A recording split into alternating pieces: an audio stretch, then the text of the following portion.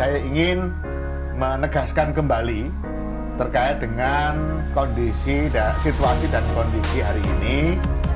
Bagaimana sudah saya sampaikan berkali-kali, baik langsung melalui dokumen surat edaran Menteri Desa nomor 8 tahun 2020. Sesuai dengan arahan Bapak Presiden, dana desa fokus untuk dua hal.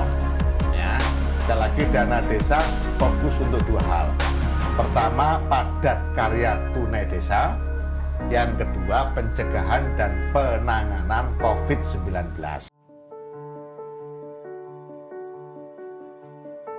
Sahabat desa yang saya hormati dan saya banggakan, selain pencegahan dan penanganan, dana desa harus digunakan untuk padat karya tunai desa. Untuk apa? Supaya daya beli masyarakat desa tetap bisa tercover. Pertama, harus melibatkan kelompok miskin, melibatkan pengangguran, melibatkan setengah pengangguran, atau kelompok-kelompok marginal lainnya. Upahnya harus diberikan setiap hari, tidak boleh mingguan. Ada 3 yang bisa digunakan dengan cara padat karya. Pertama, infrastruktur fisik, ya. Yang kedua, pertumbuhan ekonomi. Warga desa ramai-ramai, ya, dikasih bahan mentah untuk bikin masker, untuk bikin disinfektan, untuk bikin kaos tangan. Barangnya diambil oleh BUMDes, dijual. Pokoknya jangan bikin kerumunan. Ya, Ya, betul Bapak. Dan kami menyampaikan masyarakat tidak melakukan suatu bentuk kerumunan karena ini masa-masa tahlil ruah. Ini kami sarankan untuk ditiadakan dulu Bapak. Betul, setuju. Itu. Tahlil di rumah masing-masing. Inti dari pencegahan itu adalah bagaimana warga desa yang dari luar, maksudnya pertama dari luar kota, dari luar provinsi, dari luar negeri, bahkan dari luar desa pun harus diantisipasi. Dana desa dibolehkan untuk mensuplai vitamin kepada mereka-mereka yang rentan kesehatannya, yang usianya tua dan rentan.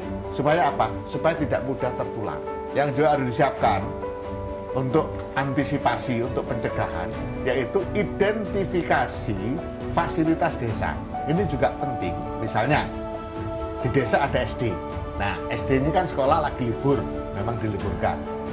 Nah, siapkan ruang-ruang yang memang bisa digunakan untuk isolasi seandainya, ya, seandainya itu kemudian terdampak.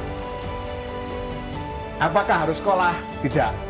Misalnya ada rumah kosong milik orang kaya, ya ditembok aja, dibilang aja, dipinjem untuk antisipasi.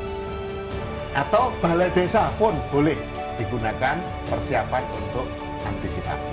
Yang ketiga, kalau untuk desa yang sudah terbuka, desa yang dekat-dekat dengan desa yang sudah terkena, atau daerah yang sudah terdampak, misalnya lakukan penyemprotan disinfektan. Ini juga boleh. Dana desa digunakan untuk pembelian disinfektan, operasional penyemprotan daerah tempat-tempat umum, ya. Jadi selalu saya tekankan tempat-tempat umum. Yang berikutnya juga boleh dana desa digunakan untuk pembelian hand sanitizer, alat cairan pembersih. Nah, cairan pembersih, tetapi tempatnya di mana?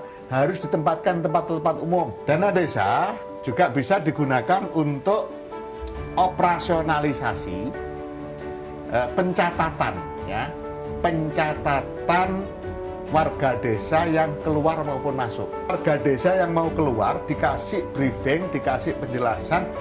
Pertama, tentang lokasi yang dituju, harus betul-betul lokasi yang aman.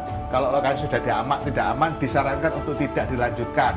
Kalau terpaksa keluar, harus dikasih pesan pakai masker, harus bawa pencuci tangan. Jadi warga desa yang baru masuk dari luar, ya, tadi yang yang pamit keluar terus masuk lagi, semprot disinfektan dulu seluruh tubuhnya, baru dipersilakan masuk. Nah, semua gerbang desa silakan disiapkan itu untuk pencegahan. Dana desa boleh digunakan untuk bikin posko, digunakan untuk bikin disinfektannya, digunakan untuk bikin alat semprotnya dan seterusnya. Warga desa yang baru pulang dari luar daerah, tolong diajak ngomong yang enak, ya, diajak ngomong yang enak. Kalau bisa sebelum masuk desa dilakukan pemeriksaan kesehatan di puskesmas atau rumah sakit terdekat.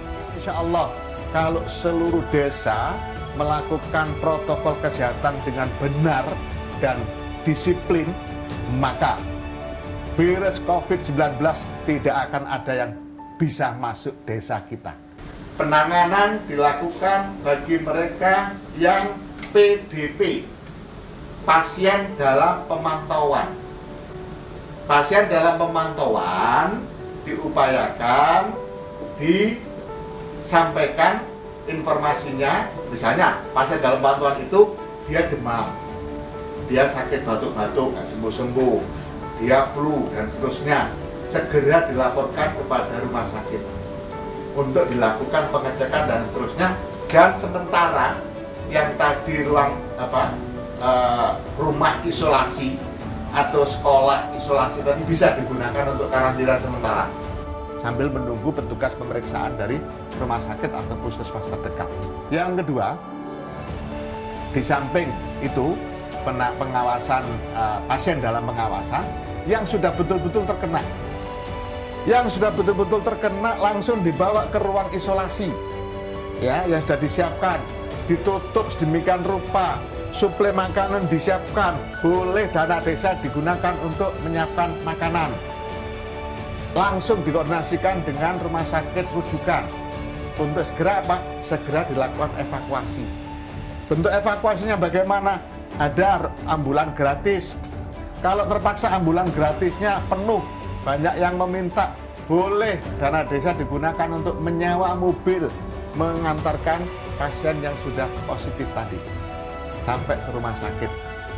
Nah, kemudian ruang isolasi yang sudah digunakan untuk karantina dan isolasi tadi dibersihkan lagi dengan disinfektan, disemproti dan seterusnya. Dana desa boleh dilakukan untuk itu. Segala bentuk penanganan, pencegahan dan penanganan COVID-19 terus-menerus berkonsultasi dengan pemerintah melalui Dinas Kesehatan, bisa juga DPM, bisa juga Badan Penanggulangan Bencana Daerah. Desa-desa yang APBDes-nya sudah selesai, dana desanya sudah cair, tolong ketika APBDes-nya tidak fokus pada dua hal ini, lakukan revisi APBDes atau perubahan APBDes. Rujukannya jelas, ada surat Permendagri, ada di surat edaran Menteri Desa nomor 8 tahun 2020 bulan Maret, saya yakin sudah beredar semua. Di situ ada dengan merujuk pada peraturan Menteri Dalam Negeri terkait dengan pengelolaan dana desa. Itu bagaimana melakukan perubahan APBDes. Bagi desa yang sudah APBDes-nya selesai, tapi dana desanya belum cair, lakukan perubahan APBDes. Fokus dua hal, padat karya tunai desa dan urusan COVID-19. Desa yang APBDes-nya belum selesai, lakukan penyusunan APBDes dengan merujuk pada surat edaran Menteri Desa nomor 8 tahun 2020.